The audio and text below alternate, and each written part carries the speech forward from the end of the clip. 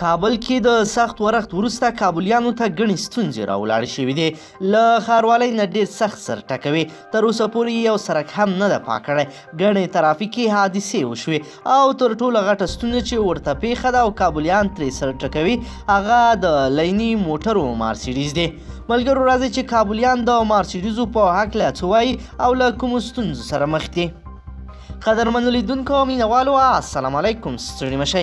پلازمینې کابل په ګډون په یو شمېر ولایتونو کې له تیرو څو ورځو راهیسې د واورو ډېر ورښت شوي دی چې که څه هم د کابل خلک د 2 ورځو پرله پسې واوره ولیدو ته ډېر خوشحاله دي، خو بل لور ته په کابل کې لیني موټرو 2 برابره کرایې لوړې کړې دي. په کابل کې یوه سیمه د احمدشاه بابا مینی فیسبوک پاڼې د یو کس له خولې لیکلی دي چې د احمدشاه بابا مینی مرسیدیزو الټو او سراچو موټرو خپلې کرایې 2 برابرې لوړې کړې دي.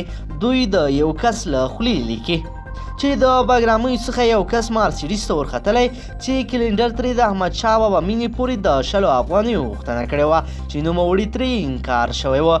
دوی وایي چې کلنډر او ډریور ورته وویل چې 60 افغانۍ ورکړه که نه دلته دې کوزوو او بیا در سره معلوموو یې. دغه کس ویلی دي چې په موټر کې ناست کسان بیخي غلي وو او هیڅ چا هم د کلنډر او ډریور پر وړاندې خبره ونه کړه او نه یې دا وویل چې ولې یو په 2 کرایه لوړه اخلي. هغه وایي په نیمه لاره کې مرسیدیز والا له موټره کوز کړ او غوښتل یې چې شخړه ورسره وکړي، خو د هغه په وینا چې هغه له شخړې لاس په سر شو او ویې نه غوښتل چې له دوی سره جنګ وکړي. هغه وایي کله چې مې د مرسیدیز انځور اخیسته هم یې پرې نه ښودم او دړکۍ راته راکړې چې داسې دې نه پرېږدو. د یادولو ده چې له احمدشاه بابا مینې څخه ښار او همداراز د ننګرهار اډې ته تلونکو موټرو کرایه 2 برابره لوړه کړې ده. یو کس چې له ننګرهار اډې څخه تر پلچرخي پوله پورې په الټو کې تللی وي وایي چې الټو والا ترې 40 افغانۍ واخیستې. هغه وایي چې مرسیدیز هم 2 برابره لوړه کرایه اخلي.